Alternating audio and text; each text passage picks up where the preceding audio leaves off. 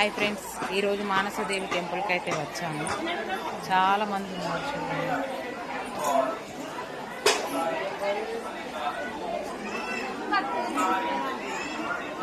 ఇక్కడ శివలింగానికి వాటర్ పోస్తున్నారు, అభిషేకం చేస్తున్నారు. ముడుపులు చూడండి ఇలా.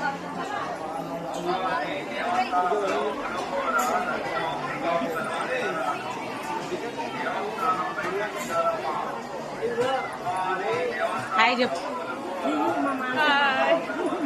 హాయ్ చెప్పు మరి.